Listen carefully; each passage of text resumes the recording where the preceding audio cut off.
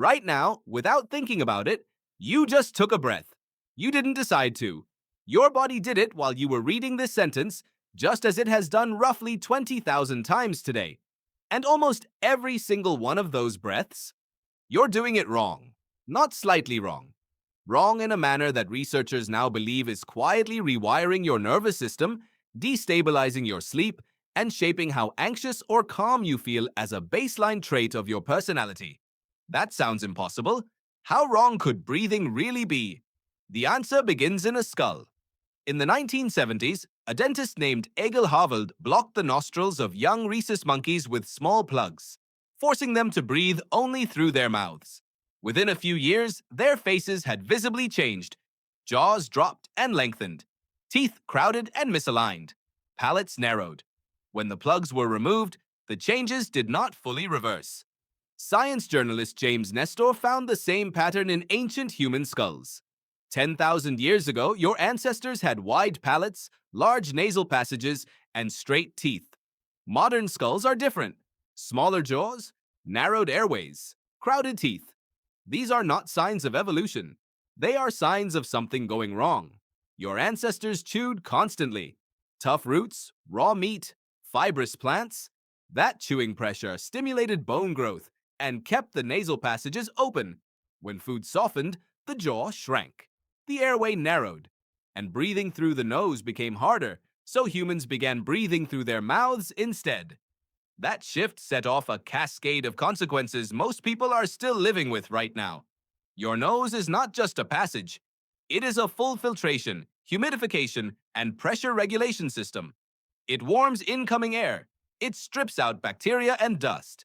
And crucially, it produces nitric oxide, a molecule that dilates blood vessels and improves oxygen transfer in the lungs. When you breathe through your mouth, you bypass all of that. But here is the part that almost no one talks about.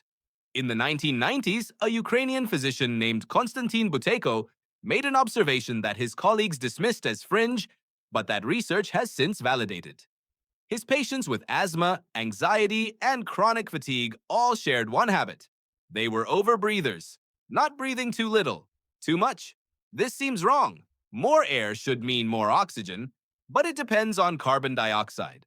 Carbon dioxide is not just waste. The Bohr effect, described by physiologist Christian Bohr in 1904, explains that the less carbon dioxide in your blood, the more tightly your hemoglobin grips oxygen, and the less oxygen actually reaches your brain and muscles. When you breathe too fast, you exhale too much carbon dioxide. Your tissues become oxygen deprived even as you breathe more than you need. The symptoms are exactly what you would expect: fatigue, brain fog, anxiety, poor sleep, and an inexplicable feeling of never quite getting a satisfying breath. Which makes you breathe more. Which makes it worse. The fix sounds too simple. Close your mouth. Not sometimes. Habitually.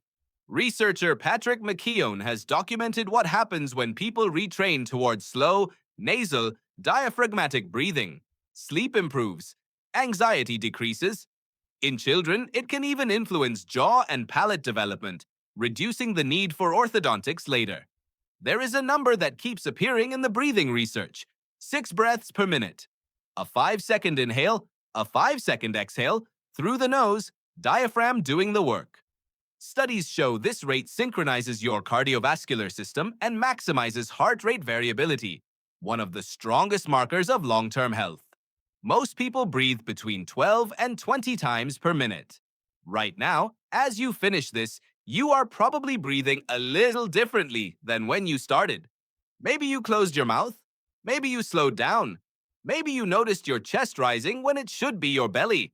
The ancient version of you, the one whose skull sits wide and roomy in those archaeological collections with straight teeth and open nasal passages, breathed through the nose, slowly, effortlessly. The equipment for that is still inside you. You just forgot how to use it. And now, without thinking about it, you just took a breath. This time, maybe it was through your nose.